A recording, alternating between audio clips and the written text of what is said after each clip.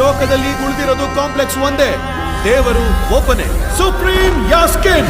ಆ ಹುಡುಗಿನ ಕರ್ಕೊಂಡು ಬರೋದು ನಾನೊಬ್ಬನು. ಅಷ್ಟು ಶ್ಯೂರ? ರೆಕಾರ್ಡ್ಸ್ ನೋಡ್ಕೋ, ಇಲ್ಲಿವರೆಗೂ ಒಂದು ಫೈಟ್ ಕೂಡ ಸೋತಿಲ್ಲ.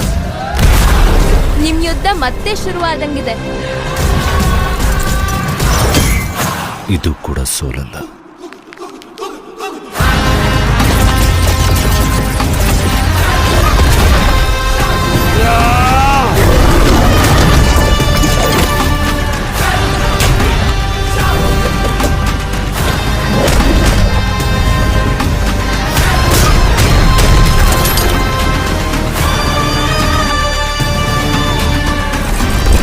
ಇನ್ನು ಉಸಿರು ಕೂಡ ತಗೊಳ್ದೇ ಇರೋ ಈ ಮಗುಗೋಸ್ಕರ ಇನ್ನು ಎಷ್ಟು ಮಂದಿ ಬಲಿ ಆಗ್ಬೇಕು?